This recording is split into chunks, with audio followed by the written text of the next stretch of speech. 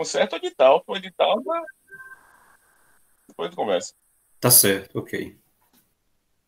Boa noite, pessoal. Vamos dar início a mais um dos nossos encontros.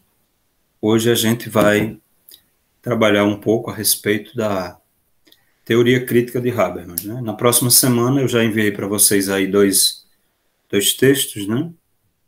É uma tese e uma dissertação que eu achei interessante sobre Foucault e a psicanálise, e Foucault e a questão da crítica do poder, né? A gente vai fazer a interlocução com Axel Honneth.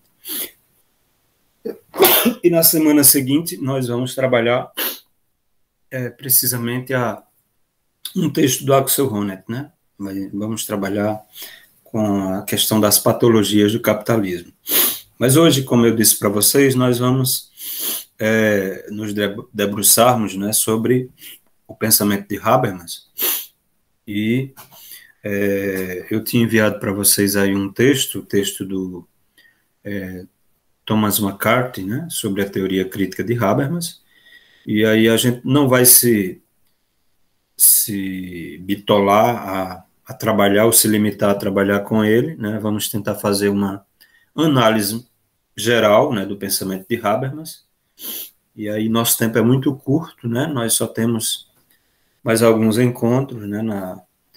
No final desse mês agora de setembro a gente já está concluindo, né, nossas atividades por aqui, nossos encontros. Aí, por isso nós vamos tentar, né, sermos breves em relação às nossas considerações e os autores que nós pretendemos trabalhar, né?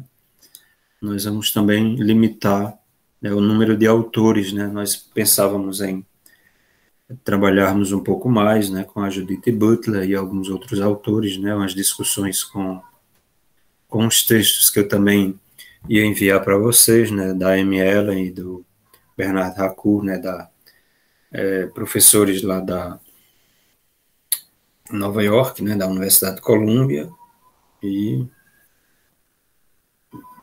não lembro a Amy Allen se ela é da Universidade de Columbia também, ou se é acho que me parece de Chicago. Mas veja, vamos então tratar um pouco da obra de Habermas e aí depois a gente abre um espaço para as nossas discussões. Veja, nós nas aulas, nos encontros anteriores, nós chegamos a trabalhar nesse semestre com a relação entre psicanálise e filosofia, né, dentro do âmbito da teoria crítica, né? Então, vários vários filósofos, né, vários pensadores, eles trabalharam com essa relação, né, os teóricos da primeira geração da Escola de Frankfurt, com a relação entre Freud, né, a psicanálise, e o pensamento de Marx, né, a visão de uma teoria social crítica, né? E também esses autores da primeira geração, eles também chegaram a trabalhar, né, com o pensamento de Nietzsche, né?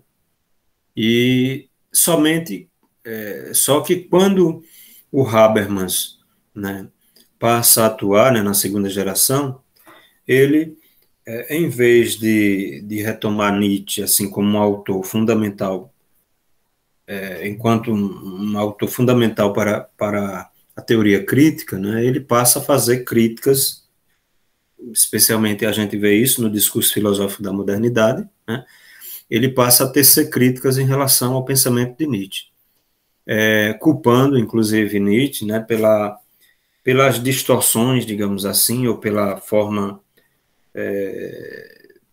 negativa como esses autores tratam a questão da racionalidade, né, que, segundo Habermas, né, em relação à primeira geração, né, Adorno e Horkheimer, eles acabam entrando num beco sem saída, né, porque fazem toda uma crítica, né, da razão instrumental, né, e é a razão criticando a razão, mas o projeto emancipatório da teoria crítica, ele, né, acaba, digamos assim, sendo prejudicado nesse sentido, né? Então, em relação a Nietzsche, mas não apenas em relação a Nietzsche, né?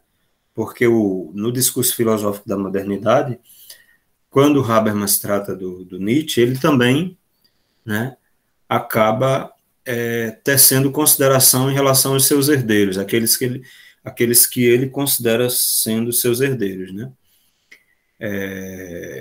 Lacan, né, ele chama de jovens conservadores, o Foucault, né, Derrida, né, todos esses autores ele acaba tecendo críticas, né, nesse sentido, e somente na terceira geração, né, agora com o Axel Honneth, é que a gente vai ver uma retomada em relação ao pensamento de Nietzsche, né, através de Foucault, né? Então, Foucault e Nietzsche, né, passam a ser novamente importantes para a teoria crítica, né? A tese de doutorado de Axel Honneth foi sobre Nietzsche, né?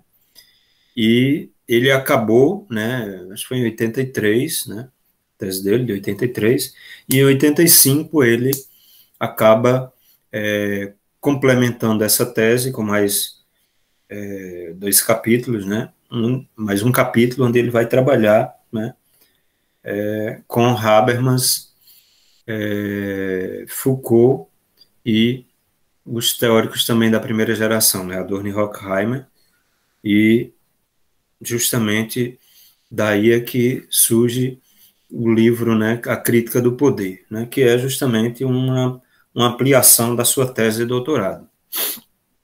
Ok?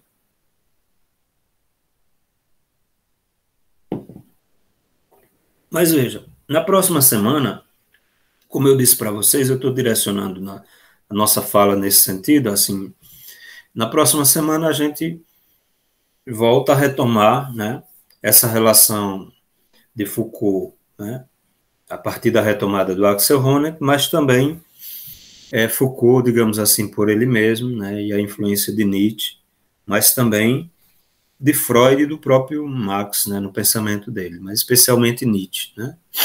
E aí nós vamos tecer considerações sobre a questão do poder em Foucault, né, da disciplina, questão a análise que ele faz dentro da obra dele sobre a questão da psicanálise, né, a, a visão dele sobre Lacan, especialmente, né, assim que ele tem uma visão mais positiva em relação à retomada de Freud, né, e na semana seguinte a gente vai tecer considerações sobre a teoria crítica de Axel Honneth, né, e a análise que ele faz especialmente em relação à questão das patologias sociais, né, as patologias da razão no âmbito do capitalismo. Veja, na semana passada eu cheguei a comentar com vocês, né, a visão de Habermas sobre a questão da psicanálise, né, na influência da teoria crítica de Habermas e na construção, digamos assim, da sua teoria da ação comunicativa, né. Habermas, como os teóricos da primeira geração, ele é bastante influenciado pelo pensamento de Freud, né, e também de Marx, mas não totalmente bitolado, digamos assim, a, a uma influência desses dois autores, seja dentro do âmbito da psicanálise, como também dentro do âmbito, digamos assim, das ciências sociais. Eu digo isso porque, né, o Habermas ele passa a ampliar, né, a sua leitura do ponto de vista da psicanálise, da psicologia, né, utilizando de autores, né, muito importantes na construção da sua teoria, né, da evolução social e na sua teoria de uma comunicação, de uma competência comunicativa do indivíduo, né. Então, Piaget e Kohlberg, né, são autores bastante importantes para Habermas, além de Mead, né. São autores nesse âmbito, a gente vai perceber que eles são de extrema importância na construção, né, da teoria de Habermas, né? E, como eu disse também, o Freud, né, ele é importante, né? Mas, por outro lado, do âmbito da teoria social, dentro do âmbito sociológico, nós não temos apenas a influência de Marx, né? Nós temos a influência de Max Weber, né? Além dos teóricos da primeira geração, né? Adorno, né? E Horkheimer, Marcuse, né? Esses teóricos. Nós temos a influência de Max Weber e também temos a influência de outros autores como Parsons, né? Durkheim, né? Dentre outros, né? Dentro do âmbito da filosofia, a gente vê a influência de vários autores, né? Dentro do âmbito de uma filosofia da linguagem, com o próprio Wittgenstein, né? A gente chegou a tecer aqui considerações sobre a relação dentro do âmbito de um discurso hermenêutico, né? Entre Habermas e perdoem o branco que deu agora, né? Na semana passada nós chegamos a tratar, né, o Gadamer, né? Considerações sobre verdade e método, né? E as considerações de Habermas e todas as réplicas e tréplicas que houveram entre eles dois, né, nesse diálogo entre da teoria crítica, né, de um método dialético e de um método e a questão da hermenêutica, né? Então, veja, nós chegamos a considerar, né, que o Habermas, ele considera, né, a psicanálise, né, como uma espécie de hermenêutica, né, do sujeito, né, onde esse sujeito ele é visto como uma espécie de digamos assim, de um grande texto, né, de um texto no qual, né, a história de vida, né, desse indivíduo, ou esse texto que muitas vezes é deteriorado, né, ele volta a ser recuperado, né, a partir de uma hermenêutica psicanalítica, né? Então, o papel da psicanálise nesse sentido é de fornecer para o próprio indivíduo, né, na sua relação consigo mesmo e com os outros, uma relação não distorcida, né, uma comunicação não distorcida, que tanto a ética do discurso de Habermas, né, a sua teoria da comunicação, a sua teoria da ação comunicativa, nós percebemos a importância dessa questão da comunicação, né, de uma comunicação não distorcida, de uma comunicação isenta, né, de coerções externas, né, de imposições autoritárias, né, uma comunicação onde o indivíduo é livre, né, para ser ele mesmo e expressar de uma forma sincera, né, suas pretensões de verdade, suas pretensões, né, de veracidade, né, sua pretensão, digamos assim, tanto do ponto de vista de um discurso voltado para a ciência, para a verdade, como do ponto de vista de um discurso moral, né, de um discurso onde ele pode justificar, né, dentro do âmbito social, né, as regras, né, como aceitáveis ou não, né, e também, do ponto de vista subjetivo, ele pode fazer suas considerações, né, a partir da sinceridade do seu discurso. Então, esses três âmbitos, eles são levados em conta por Habermas, né, como âmbitos importantes. Isso a gente percebe, inclusive, na teoria e na análise que ele faz em relação, por exemplo, às ciências em conhecimento e interesse, né, onde Habermas vai discutindo, por exemplo, com a vertente positivista, né, Habermas faz toda uma crítica ao positivismo, essa visão de que somente o discurso científico, né, pretensamente científico, da ciência moderna, né, aquela que você pode comprovar empiricamente, né, e corroborar, né, somente esse discurso, que é uma representação da realidade, ele pode ser considerado científico e verdadeiro, né? E o Habermas justamente se contrapõe a essa visão, né? Ele considera válido, né, a pretensão de verdade, né, da ciência, mas o positivismo ele acaba desqualificando, por exemplo, o âmbito da filosofia, da ética, né, da moralidade, né, o âmbito da normatividade, digamos assim, como um âmbito, né, onde você pode justificar cientificamente, né, tais pretensões.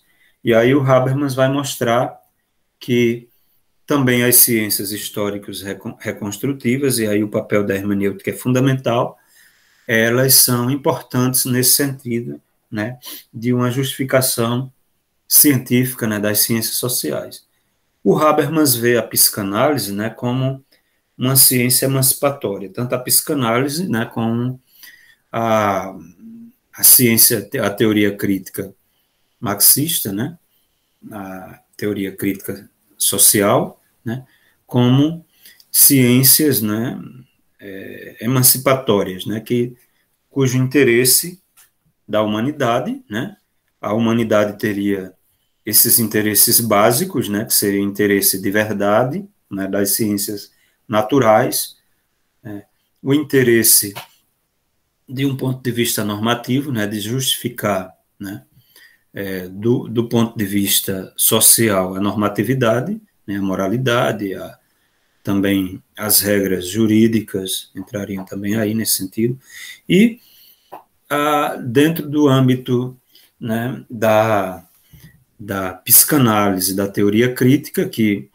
eu me recordo aqui, a gente vai trabalhar com Foucault, né, e o Foucault considera a psicanálise uma contraciência, né, a gente vai tecer considerações a esse respeito na próxima semana, né, mas o Habermas, ele considera, né, a psicanálise, a teoria crítica como teorias, uma ciência social, né, que leva em conta a emancipação, né, do sujeito, né. E a gente chegou a tratar aqui desde o início, né, dos nossos encontros esse semestre, né, chegou a perceber que essa questão da emancipação ela é fundamental dentro do âmbito, né, da teoria crítica, né. Então, você necessitaria de uma análise realista da sociedade, né, de um ponto de vista social, né, ou sociológico, de uma filosofia social, né, mas também do ponto de vista do indivíduo, né. Por que é que existem, né, por que que os teóricos da primeira geração se perguntavam, né, por que é que esse indivíduo, né, os trabalhadores, os indivíduos oprimidos, né, as classes, né, dominadas, por que é que elas aceitam essa dominação, né? Por que é que elas não se rebelam, né? Então, eles vão utilizar a psicanálise justamente no sentido de perceber, né, o papel, né, que toda uma engrenagem, digamos assim, que desde o âmbito, né, desde o ponto de vista tanto filogenético, né, como mostra Freud lá em Totem e Tabu e outros textos, né, mais voltados para o âmbito social, como do ponto de vista ontogenético, né, da evolução desse sujeito, né, como é que se dá esse processo, né, de ilusão ou alienação do sujeito em relação a ele mesmo, em relação aos seus interesses, né. A gente chegou a fazer essas considerações. Agora, eu também gostaria de hoje, aproveitando que a gente só vai ter esse encontro para trabalhar com Habermas, né, de fazer algumas considerações em relação à teoria crítica de Habermas, a teoria da ação comunicativa, né? O Habermas, em relação à sua filosofia do direito, né? Especialmente a filosofia do direito internacional, né? Habermas é muito importante, né, atualmente, para se observar todo o desenvolvimento, né, do ponto de vista, né, da globalização, do ponto de vista político, né, do ponto de vista econômico e das relações internacionais. A gente poderia fazer considerações aqui a respeito de uma teoria crítica do direito internacional de Habermas, né, ou das relações internacionais. Logo após as minhas considerações iniciais em relação à própria teoria da ação comunicativa. Veja, por que o Habermas considera importante, né, construir uma teoria da competência comunicativa, né, justamente para mostrar a importância do ponto de vista moral e do ponto de vista político, né, que esse indivíduo ele seja emancipado, né. Do ponto de vista político, né, a democracia em Habermas tem um papel significativo, né, tem uma importância central, porque, né, a própria ética do discurso de Habermas leva em conta esse fator, né, que é o fator de que socialmente, né, os indivíduos têm que ter respeitado o direito, né, de expressar, né, a sua fala, a sua voz, os seus interesses devem ser levados em conta. Então, Habermas faz toda uma recuperação do ponto de vista ético, da moral kantiana, enquanto a moral kantiana ela levava em conta a questão de um imperativo categórico, né, a ideia, né, de que o indivíduo deveria se basear por normas universais, mas a gente chega a perceber que em Kant, né, essas normas universais elas são monadológicas, né? É o próprio indivíduo, né, subjetivamente que se dá essas normas, né? E em Habermas essas normas elas são resultados de um consenso, né? São resultados de toda uma discussão, digamos assim, social, né, levando em conta os interesses de uma forma simétrica de todos os envolvidos, né, na construção dessas normas, dessa normatividade. Só que Habermas também ele tece considerações em relação à moral, em relação ao direito, né, em relação à política, como âmbitos diferentes e complementares, né. A moralidade ela é importante, né, uma moralidade no qual o Habermas, se utilizando de Colbert, né, que também faz toda uma leitura de Piaget, do ponto de vista cognoscitivo, né, e Colbert, do ponto de vista da moralidade, ele vai mostrar todo esse processo de desenvolvimento moral do indivíduo, e que o Habermas considera que, na nossa época, né, nós estamos num nível pós-convencional, e os indivíduos, eles seguiam por, né, valores universalistas, né, e os seus interesses eles têm que ser levados em conta de uma forma simétrica, né, e a própria teoria da comunicação é uma espécie de norte, né, onde você tem uma comunicação ideal, digamos assim, um plano ideal, no qual os indivíduos eles seguiam, né, porque as normas da ética do discurso,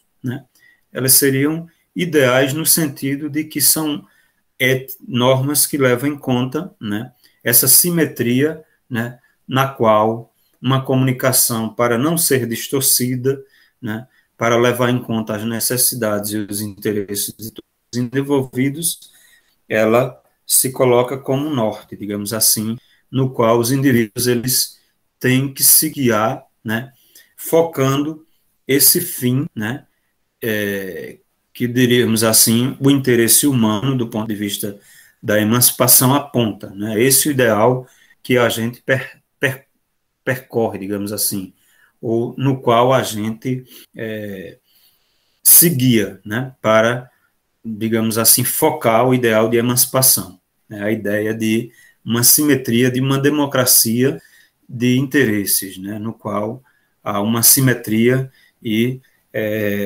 não há coesão, né, dos mais fortes, digamos assim, socialmente, e não há distorções dessa comunicação, seja do ponto de vista interno, porque aí a psicanálise passa a ser muito importante, né, para Habermas nesse sentido, né, para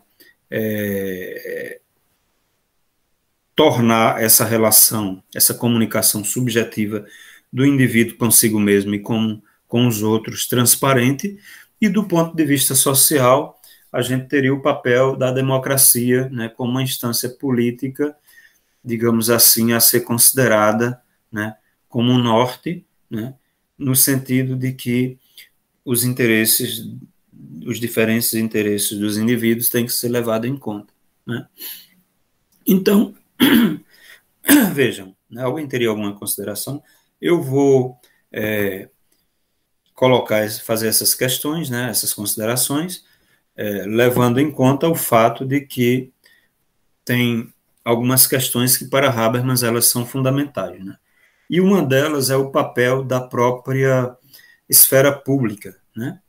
Habermas considera a esfera pública, né, uma espécie de, digamos assim, de termômetro no qual mede, né, digamos assim, essa derribada, digamos assim, ou essa luta constante, né, contra os poderes opressores, né, contra as injustiças, né, porque é através da esfera pública que, mesmo no âmbito jurídico, no âmbito político, né, os indivíduos eles podem clamar e eles podem fazer valer os seus interesses, inclusive considerando normas que muitas vezes são consideradas legais, não serem consideradas legítimas, né, pela população. Quando uma norma, nós temos aqui o colega, o Carlos, né, que é um jurista, trabalha com direito há vários anos, e é um filósofo do direito aqui, trabalhando conosco, aqui no nosso grupo, né, e ele pode muito bem, né, depois das nossas considerações posteriores, inclusive,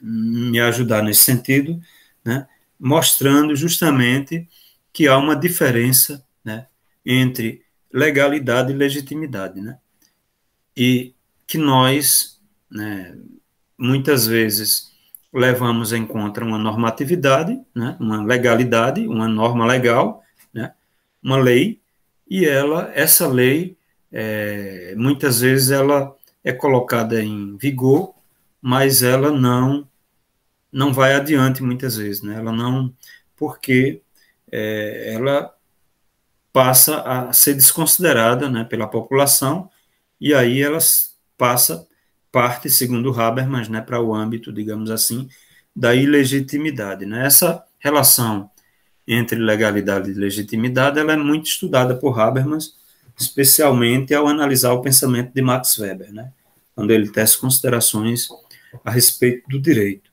né? Mas veja, a esfera pública, para Habermas, ela é tão importante, tanto no âmbito doméstico aqui eu estou falando em relação ao âmbito interno, né, do Estado Nacional, como no âmbito das relações internacionais, né? Habermas, ele tece, né, nos seus textos, né, posteriores à teoria da ação comunicativa e depois posterior à facticidade, Geltung, né, facticidade e validade, né, que foi traduzida em português como direito e democracia, né, ele tece considerações a respeito das relações internacionais, especialmente na época, né, que nós tivemos aí o ataque, por exemplo, das Torres Gêmeas, né, nos Estados Unidos, né, e toda aquela relação, né, do Ocidente, né, com os países orientais a partir, né, das intervenções que os Estados Unidos, né, intervenções que eu chamaria de invasão, né, na verdade, de alguns países, né, porque essa ideia de que se está lutando contra o terrorismo, né, muitas vezes foi utilizada para se invadir determinados países, né, e as multinacionais do país mais poderoso, que é os Estados Unidos e seus aliados, né, elas tomarem conta das riquezas desses países, né? Mas isso aí a gente vê, né, na América Latina, em vários locais, né, esse, digamos assim, domínio das riquezas nacionais de muitos países, né, com a articulação interna, né, das burguesias ou das elites locais, né, que se prontificaram a derrubar um determinado poder, né, que se colocou contrário ao poder imperial americano, né, durante esse período de unipolaridade. Eu já cheguei a trabalhar aqui com vocês, mostrar que nós tivemos, né, depois da Segunda Guerra Mundial, um momento de unipolaridade, de bipolaridade, né, ou bilateralidade, né, dois polos mundiais que dividiram o mundo do ponto de vista político e econômico, né, nas relações internacionais também, foi o âmbito da União Soviética, né, e o âmbito aqui ocidental, né, do capitalista, né, dos Estados Unidos e seus aliados. E aí o Japão entraria, né, nesse âmbito, apesar de ser um país lá da Ásia e tal, alguns outros países, né, também como aliados, né. A gente chegou agora a ver, por exemplo, a saída dos Estados Unidos depois de 20 anos, né, de dominação e de invasão do Afeganistão, né, que ali é um território, né, que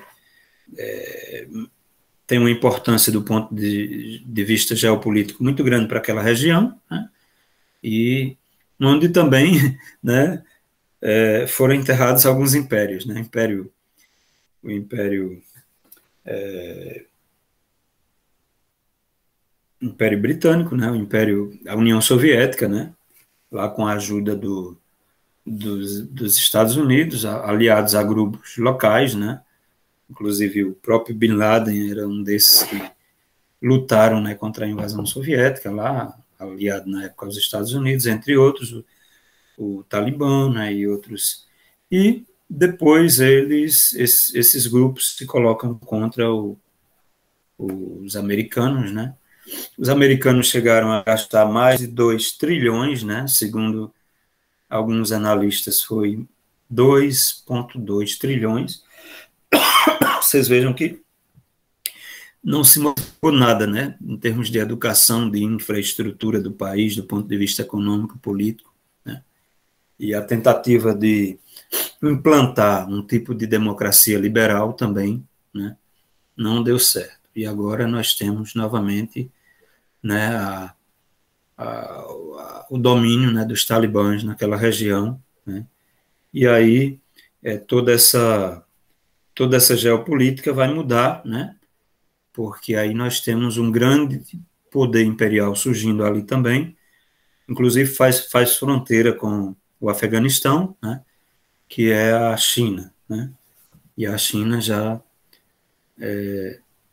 considerou legítimo, né, o governo talibã, né, então, mas veja, do ponto de vista da teoria do direito internacional de Habermas, o Habermas ele chega a tecer considerações, né, retomando a Paz Perpétua de Kant, né, o texto A Paz Perpétua, o livro onde Kant chega a tecer considerações sobre uma paz internacional duradoura, né, e aí ele fala de uma federação de estados, né, uma federação que teria uma conotação atual, né, de confederação, né, na minha tese eu chego a tratar isso, né, porque o Kant usa o termo federação, mas, na verdade, ele estava empregando o conceito no sentido de uma confederação como a ONU, né, provisória, temporária, né, de estados,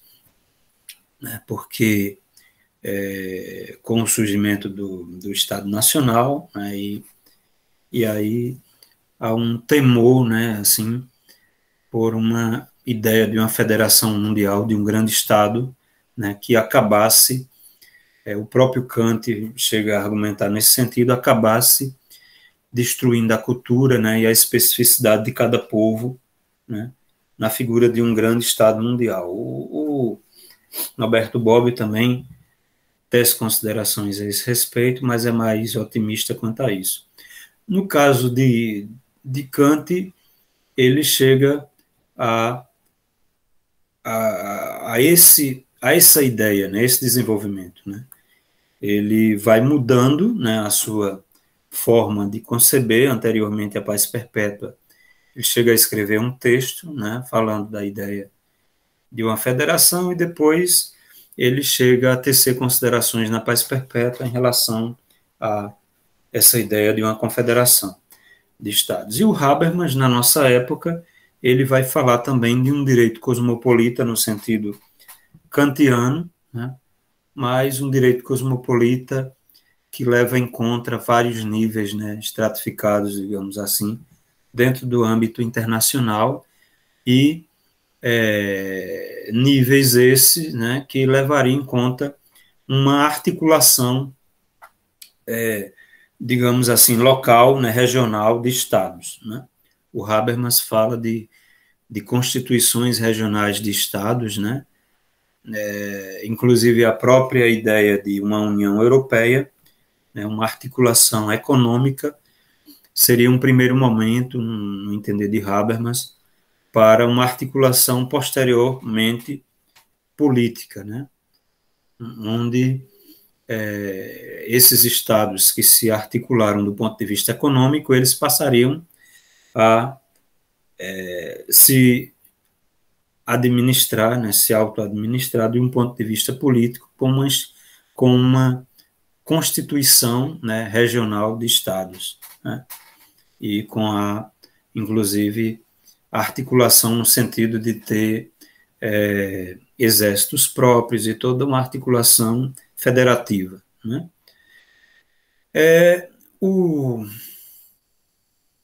O Habermas, né, ele muito articulado, assim, um intelectual de grande peso. Seus alunos, eles chegaram a estar no governo, né, o Partido Verde, Adenauer, né, teve vários alunos importantes, né, dentro do âmbito da política, que seguiram, digamos assim, planos nesse sentido, né, de dar um direcionamento dessa forma.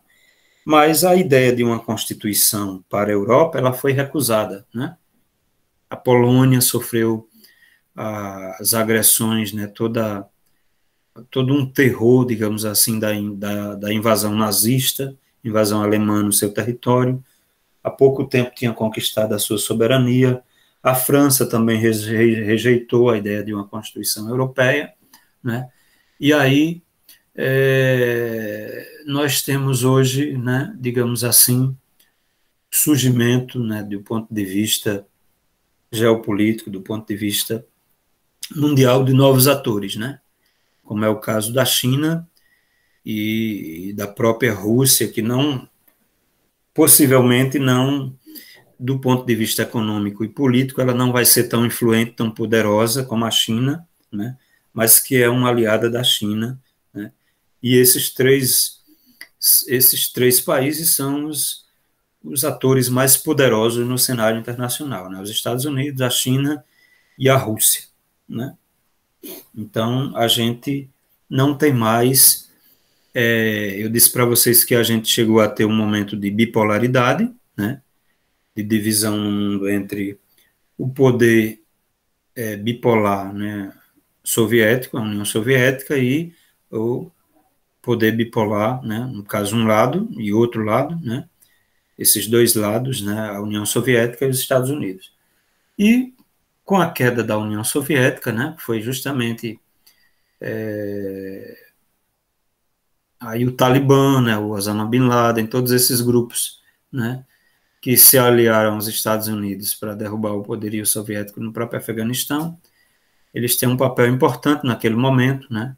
E aí você tem a queda do Império Soviético a partir de 89, e você tem a queda do Muro de Berlim, né? E você tem a o Estado soviético se desfazendo, né? Todos aqueles textos, né, do Gorbachev, né, sobre a perestroika, né? E a partir daquele momento, os Estados Unidos se tornam, né, não há mais essa bipolaridade, né, entre Estados Unidos e União Soviética. Se torna um poder unipolar, né, mundial, né, o grande império que passa a intervir em todos os países do mundo, em todo e qualquer lugar no planeta, né?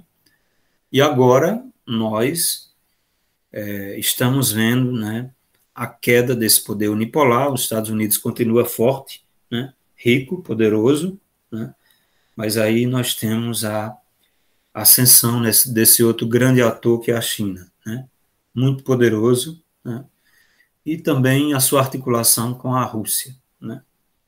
Então,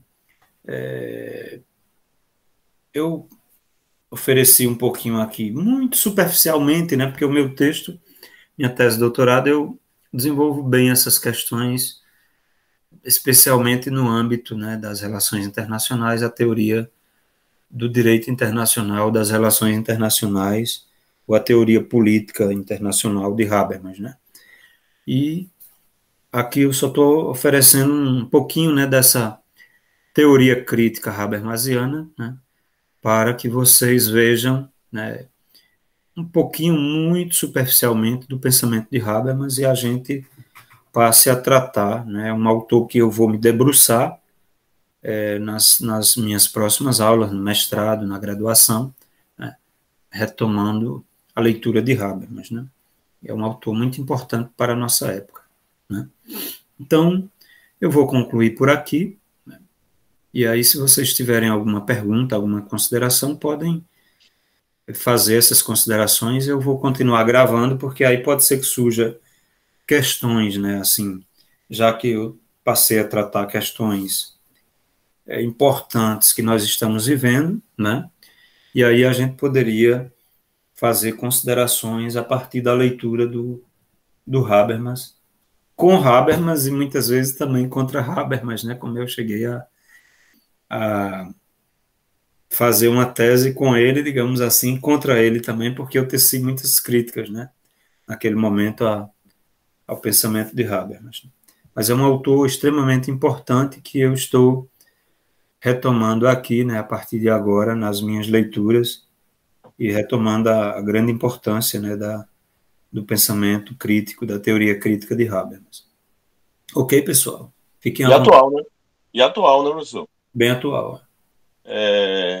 Quando o senhor fala, professor, que ele queria fazer uma Constituição única na Europa, isso está falando aqui. Agora, no século XX, né? Sim, sim. Não na criação da União Europeia, né? Não, não. Esse projeto Habermasiano, ele passa a trabalhar em alguns textos, né?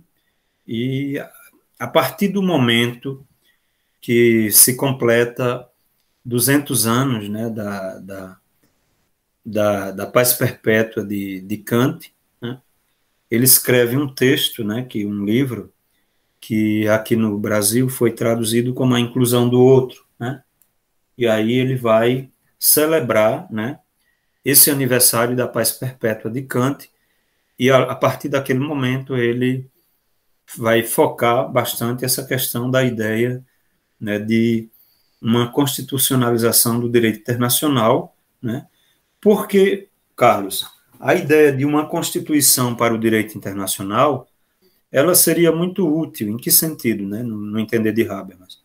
Porque nós teríamos não mais uma política externa mundial, nós teríamos uma política interna mundial. Nós teríamos uma normatividade universal, né, o direito regendo todas as relações internacionais, né, e todas as constituições dos estados nacionais, né, sendo vinculadas a esse direito supraestatal, né? E aí vem a ideia, né, de relações não mais do ponto de vista apenas internacional, né, internações, né, entre nações, né? Não há mais relações apenas bilaterais, né? Mas relações, isso vinculado de uma forma legal, né, através de uma Constituição supranacional ao qual todas as constituições dos países estariam atreladas, né? Você é um jurista, alguém que tem muita experiência, está no direito aí há vários anos, e você sabe que nós temos a Constituição brasileira, né? A Constituição de 1989, né? A Constituição do país, mas nós temos também as constituições dos estados, né? Então, cada estado tem a sua própria Constituição. E essas constituições, esses textos, do ponto de vista normativo, eles são normas infraconstitucionais, né? São normas que não podem, são vinculadas a esse poder supraestatal, digamos, de cada estado. Então, essa Constituição ela não poderia ser contra a própria Constituição Federal, a sua normatividade, né? Então, só concluindo, viu, Carlos, o raciocínio. Então, veja, do ponto de vista dos países, né, não só... aí, no caso, por exemplo, vem aquela ideia que eu falei para vocês, né, de que a própria Europa passaria a ter uma Constituição, né? Nós teríamos uma Constituição regional, né? Cada país tem a sua Constituição, mas elas estariam atreladas, né, e vinculadas a essa Constituição né, nacional, que está acima, né? Você tem Bruxelas e Luxemburgo, né, como instâncias na União Europeia, né, que tem uma supranacionalidade, né, em relação aos estados. Mas, veja, são poderes, né, de uma tecnocracia, né? Não são poderes democráticos, né? A ideia de, por exemplo, legitimidade, o questionamento da legitimidade das medidas que são tomadas por uma tecnocracia, por um poder técnico, né? E que não passa, digamos assim, pela ideia, né, de que quem está decidindo ali, né, é o poder soberano do povo, né, que estaria vinculado a uma Constituição supranacional, né, então passa-se a questionar a legitimidade de determinadas medidas, né, que do ponto de vista tecnocrático são as melhores medidas, né, mas do ponto de vista da democracia, né, deixa muito a desejar. Então, a ideia de Habermas é essa, né, o mundo e as regiões todas, a Ásia, a América Latina, os pequenos e médios estados, eles passariam a ter uma articulação como a União Europeia, primeiro de um ponto de vista econômico, depois de um ponto de vista político, né, para se articular, cada um com sua própria Constituição, né, e aí você teria uma ideia depois de uma Constituição Nacional que regeria todas essas demais constituições. Os grandes atores, né, como são chamados, né, os grandes países, né, a China, a Rússia, os Estados Unidos, a Índia, né, esses países. Habermas chegou a citar até o Brasil, né, quando o Lula estava no governo ainda, como um grande país que estava seguindo esse rumo também de desenvolvimento, mas depois deixou de citar, né?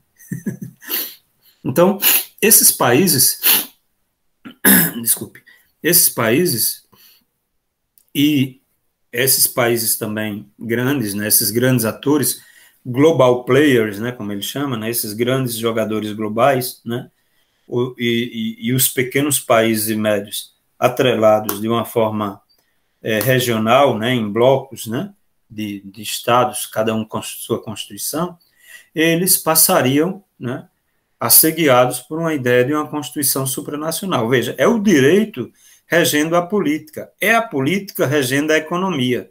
Mas isso se coloca, eu teci minhas críticas em relação a Habermas, se coloca de um ponto de vista ideal, né? Porque, na prática, quem manda, e vai continuar mandando muito tempo, é a economia, né? E os poderes e os estados mais poderosos, né?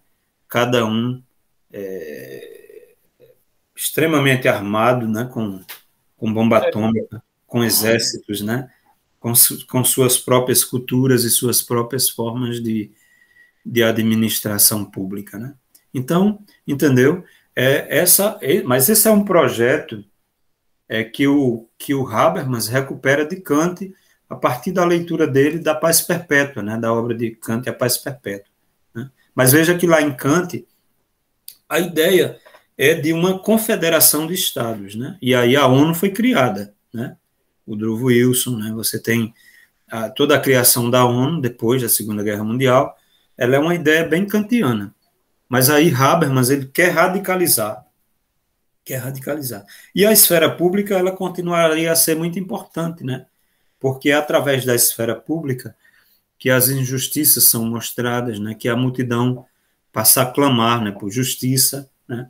Passa a fazer pressão, né? Sobre as esferas políticas, né? Então ele vai falar de uma esfera pública, né, que atua num âmbito mais periférico, né, e desse poder nuclear mais que seria o âmbito da instância política, né.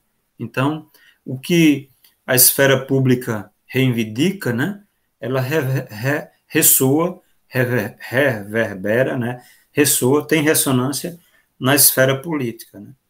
Então, essa é uma visão muito habermasiana, né, É, desse âmbito. professor, se a Constituição, professor, já é altamente problemática para se fazer cumprir no próprio país em que ela rege, você imagine tirar uma Constituição geral para todo um grupo de países, não vou nem dizer todos.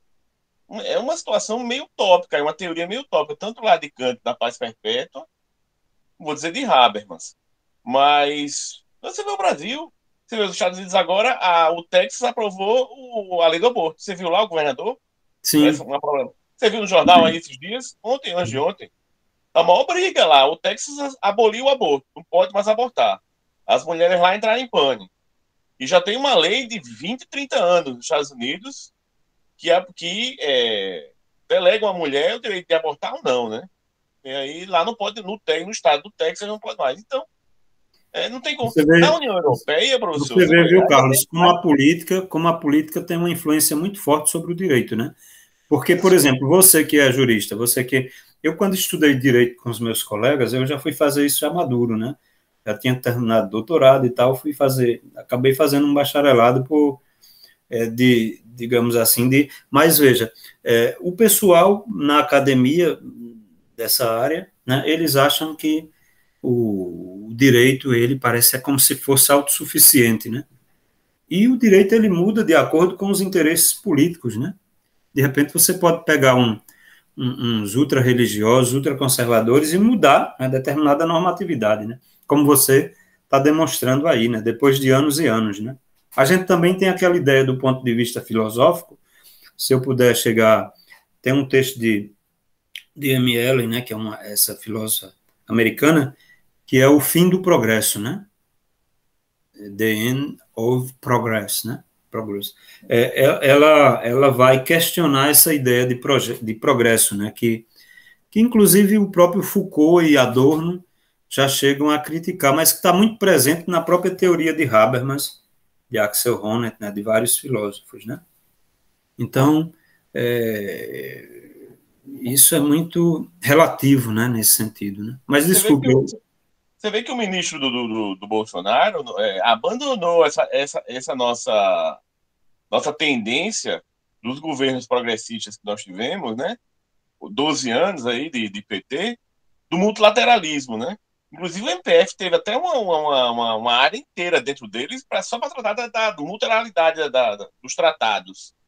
Mas uma Constituição que para o Ernesto Araújo, se ele existe, professor, tem uma tendência dentro do Ministério das Relações Exteriores que pensam como ele.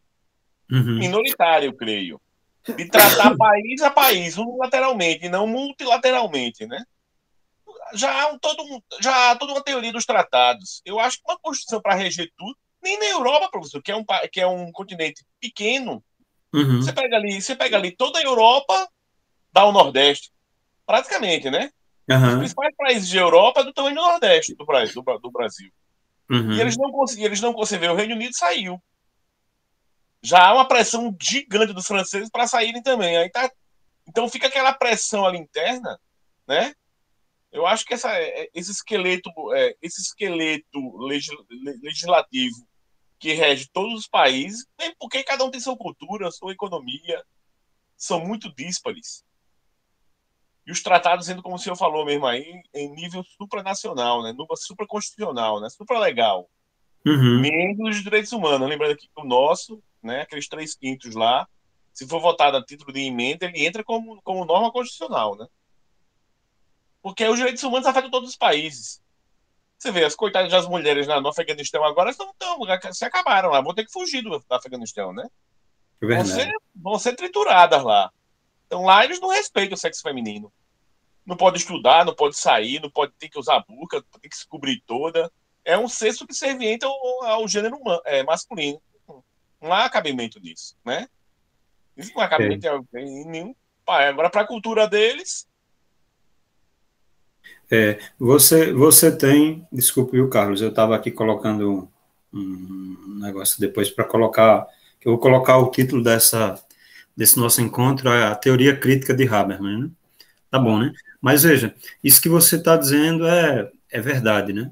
Você tem o Talibã agora, por exemplo, tentando mostrar,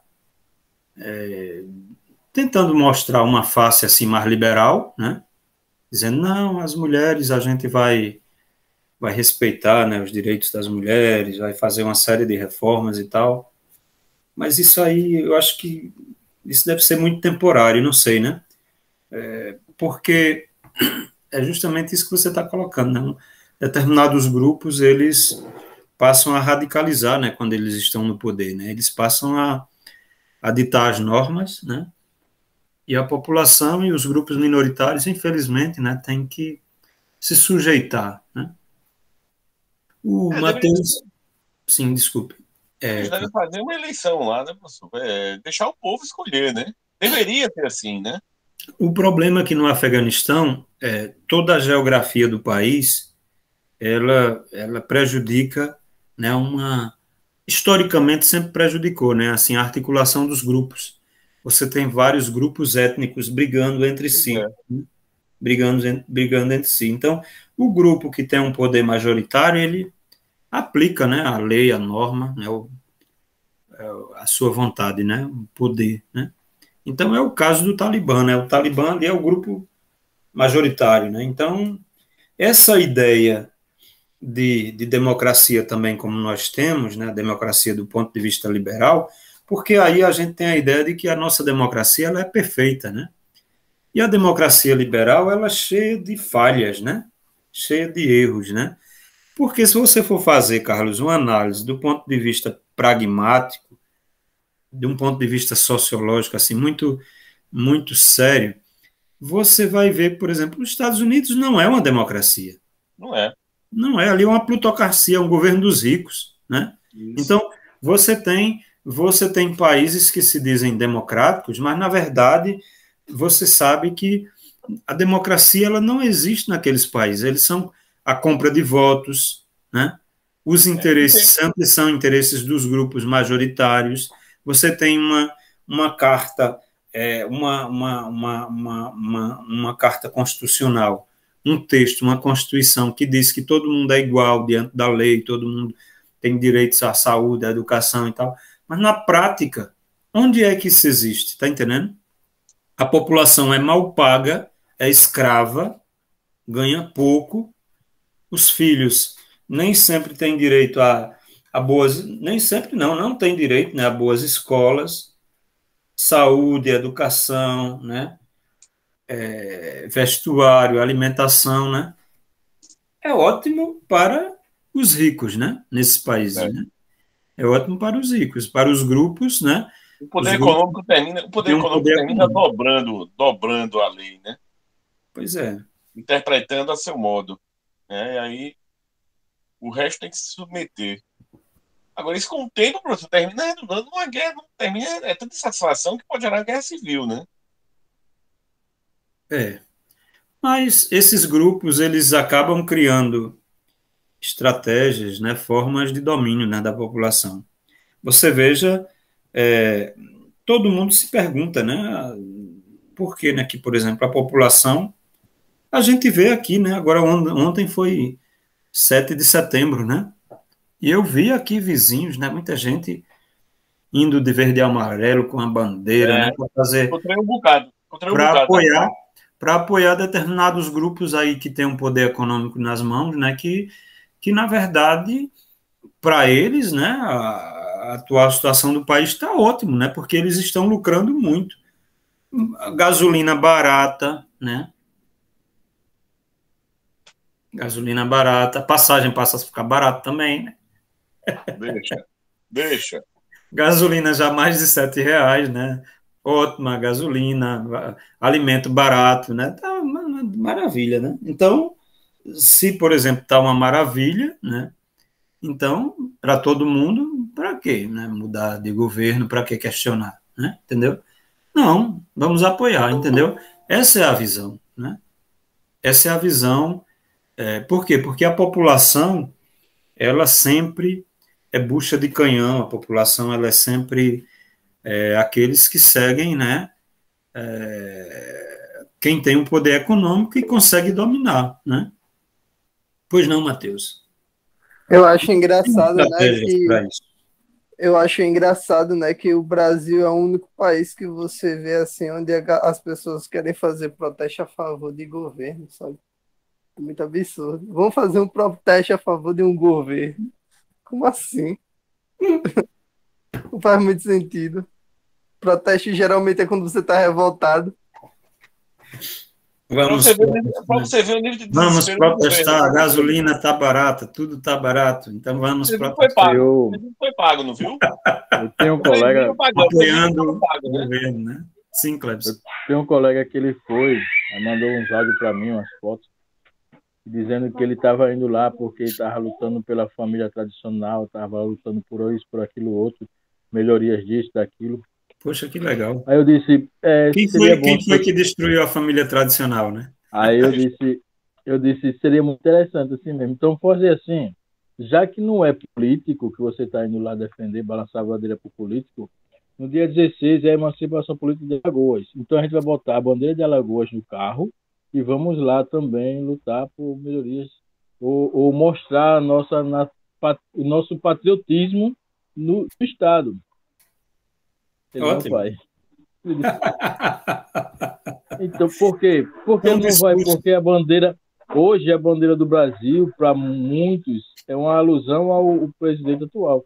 E a bandeira de Alagoas é o governador de Alagoas. Então, Eu entendi agora a sua. Entendeu?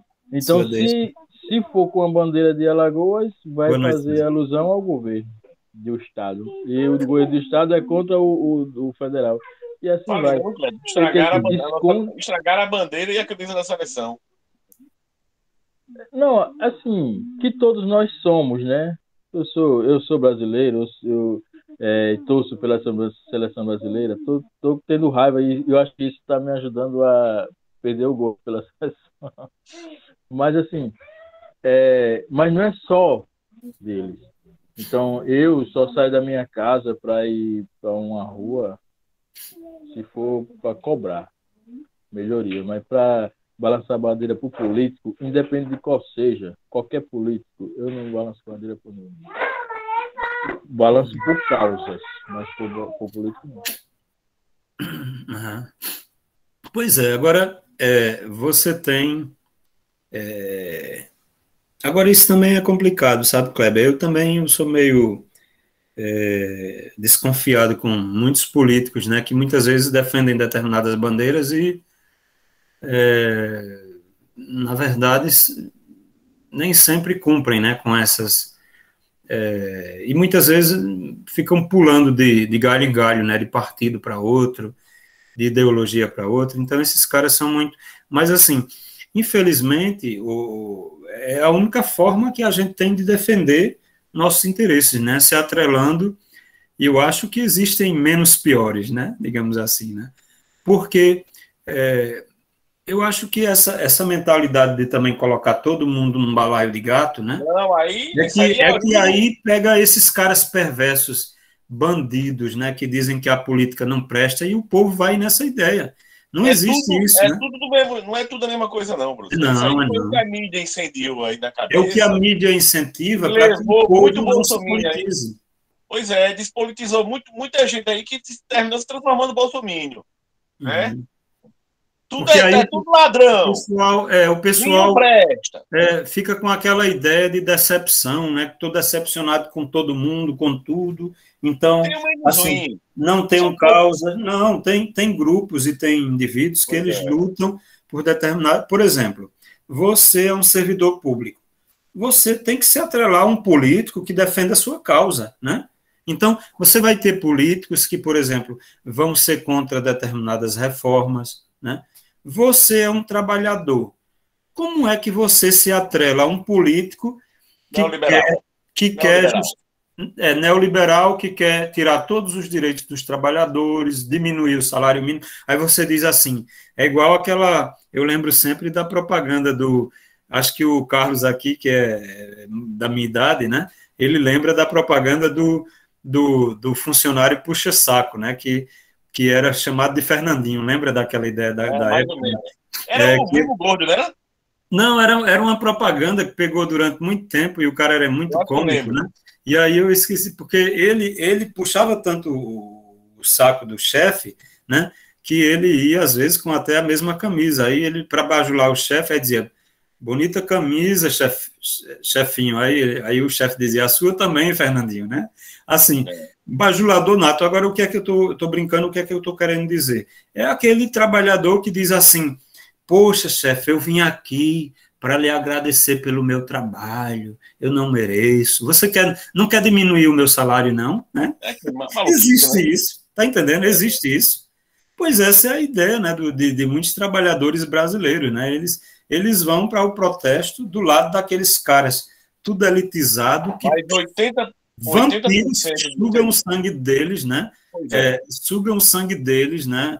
Explorando e enriquecendo, e esses caras são ricos, têm os melhores carros, casas, patrimônio, viajam o mundo todo, enquanto o cara não tem um remédio para dar ao filho quando está doente, né? Mandar para um hospital, para uma boa escola. Então, que você tem que buscar grupos, e aí esse é um problema que eu também sempre fiz parte, porque eu vim de uma família que o pessoal não era politizado também, né? Muito religioso e não politizado.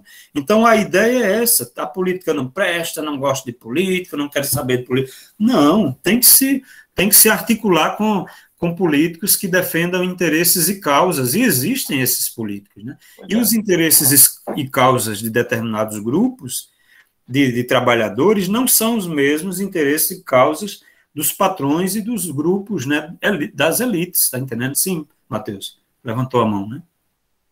O problema do assalariado proletário é achar que ele é capitalista. Ele não é capitalista. Não tem consciência de classe. Ele não tem consciência de classe.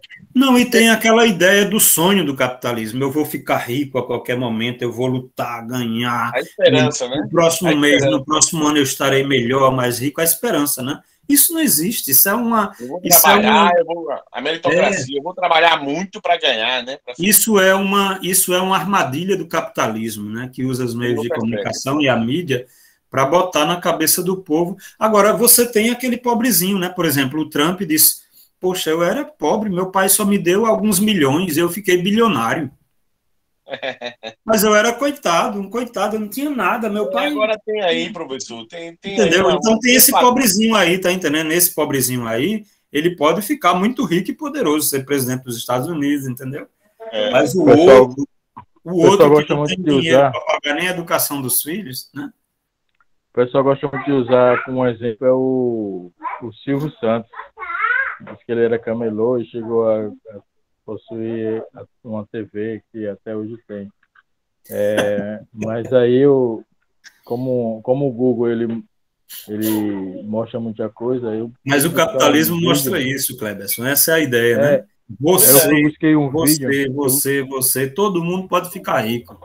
De uma hora para outra. Aí eu busquei um vídeo no Google e mandei para esse colega, onde o Silvio Santos falava que ele é neto do Abravanel, era um cara que ele era um tesoureiro do rei de Portugal. Você sabe que o nome de Silvio Santos ele saiu Abravanel, o nome de Silvio Santos. Ele fala, Senhor Abravanel. Ele fala Santos é o nome da empresa, é o nome fictício, né? Fantasia. Não fantasia. Então, Não e ele fantasia. fala nisso, né? Então, assim, como ele era de poder aquisitivo, com certeza aqui no Brasil ele estava esperando só ser liberado. Não sei a história dele, né? Mas provavelmente deve ter sido isso, né? De aguardar só o poder utilizar o dinheiro que ele tinha, porque ele era de uma família não real, mas era bem poderoso na Espanha. Agora, você tem casos isolados, por exemplo, Silvio Santos é bilionário, né? Tem o quê? Tem em torno da quantia 6 bilhões por aí ou mais, né? Mas você tem, por exemplo, casos como aquela modelo, aquela modelo do Rio Grande do Sul, eita, deu um branco agora, aquela loira bem magra, alta, bonita. Gisele Bündchen, o patrimônio dela já ultrapassou 2 milhões, né? 2 bilhões, né? A Xuxa, né? O Neymar, em torno de 1 bilhão. Mas veja, são pessoas que não eram ricos assim, né? Assim, a carreira ajudou em muito, né? Mas são casos isolados, né? São casos isolados, né? Mas a população se engana, né? Então a população também existe uma outra coisa, né? O povo, nem todo mundo tem esse sonho, né? Quer ter uma vida melhor, mas nem todo mundo luta para ser rico, né? Quer levar uma vida, sobreviver e tal. Então as pessoas preferem a tranquilidade do que pegar em armas, né? Porque sabem que muita gente vai se ferir, morrer, então tem essa ideia. E tem também aqueles caras, né? Justamente. E tem também aqueles caras que acham que podem fazer uma revolução, né? Pegando uma Kombi, 2, 3 e vai, e chega na hora, meio mundo de tanque de guerra, de elite de direita altamente armada, tudo, os trabalhadores que são trabalhadores, que odeiam trabalhadores, né? E matam, espancam, né, porque a polícia são trabalhadores, né? Trabalhadores que ganham pouco, né, mas que você vê o tratamento com o trabalhador como né? Ao passo que o cara, quando ele é rico, né, tem toda uma posição social, poxa, os caras só faltam se jogar como tapete para o pessoal passar por cima, né, assim, uma bajulação danada, né? Então, você tem também, eu não estou criticando o pessoal da segurança pública, dizendo que todo mundo é corrupto, todo mundo é violento, que todo mundo são trabalhadores, né, pais de família, mães, né, que trabalham, mas que tem uma galera aí extremamente autoritária, né, que corrobora e aceita, né, essa mentalidade extremamente autoritária e as elites brasileiras são as mais perversas do mundo, né? Isso é comprovado. O Chomsky, eu estava escutando uma entrevista dele essa semana, ele dizia, Chomsky tem quase 100 anos, extremamente inteligente, né? Analisa ele dizendo que as elites brasileiras são, né, as elites mais perversas e que mais odeiam pobres, né? Ele nunca viu isso em país, lugar do mundo, né? Uma elite que tem um ódio tão grande dos pobres, né? Das classes inferiores, né? E todo mundo aqui quer ser elite, né? Diz que mora lá não sei aonde, no melhor bairro, né? Que não sei o quê, né? Que eu cheguei aqui como funcionário público, né, federal em Alagoas, né, professor da UFAL. Vim morar no Santos Dumont, comprei uma casa perto da universidade, que era perto, terreno legal para ir para aula. Hoje, quando eu dizia que morava aqui, meu amigo, a turma, em determinados lugares, às vezes só faltava não me querer atender, entendeu? Um preconceito incrível, né? E gente pobre, assim, com um nível, do ponto de vista econômico, bem inferior ao meu, né? Mas você veja o pobre, né? Extremamente preconceituoso, né? Com ele mesmo, né? Então, tem essas coisas, assim, isso é terrível, né? Assim, não tem uma consciência, essa ideia de consciência de classe é outra coisa que no Brasil não deu certo, né? Pelo menos, né? E em outros países do mundo nós temos também, a gente chegou aqui a discutir a própria crítica, por exemplo, do pessoal da teoria crítica da primeira geração, né? Assim que eles ficaram perplexos, né? Porque os trabalhadores na Alemanha aderiram ao nazismo, né? por que alguém pobre, né, de uma classe inferior, né, que luta contra a sua própria categoria, contra a sua própria classe, contra ele mesmo, né, se atrelando a grupos autoritários e à figura de um governo extremamente autoritário como a de Hitler, né, para não falar outros governos, né. Então, e se identifica, né, com aquele cara, com o discurso dele, né. Sim, essa foi a discussão que a gente fez até agora nas primeiras aulas, né. Já naquela época eles colocam dessa forma, né.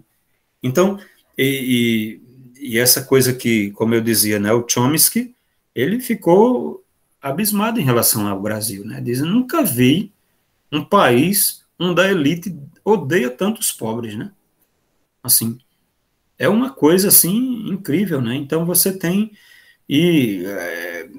também do ponto de vista político e geopolítico, né, você tem um país que se diz extremamente democrático, como é os americanos, né, que ali não é uma democracia, uma plutocracia, né, e aí você tem elites locais que se atrelaram a esse poder internacional, né, para oprimir, massacrar, né, as populações locais, né, desde que a população seja extremamente submissa e ela ganhe com isso, né, ela prefere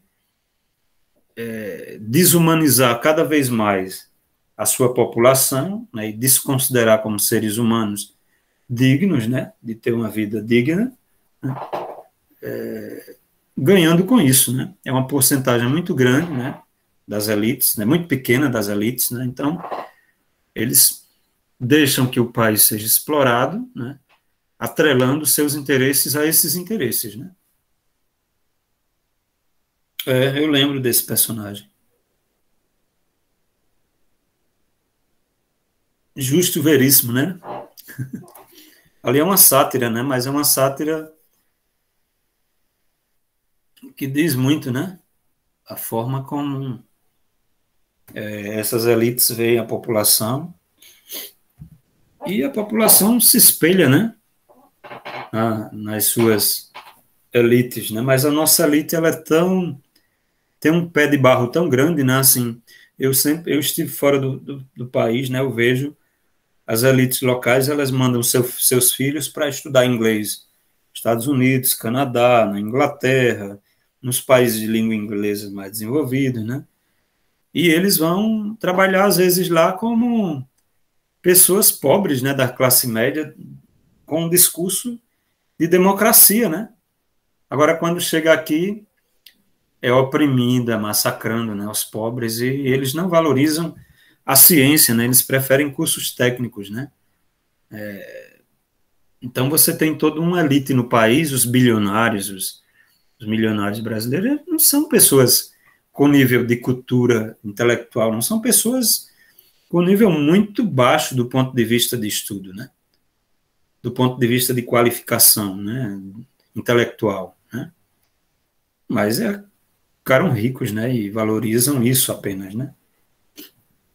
Esse é o outro lado, né, da moeda, né? Assim, uma outra face, né?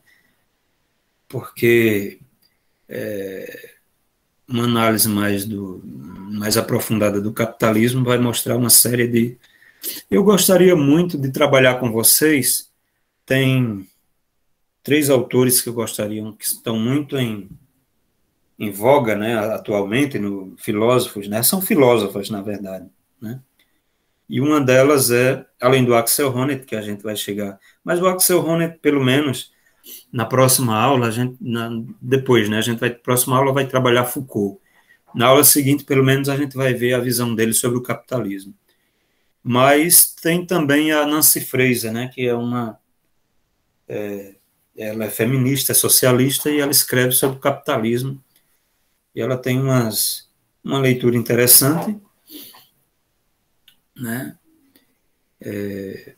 Se der tempo, a gente também vai ainda pegar um pouco, né, do pensamento dela.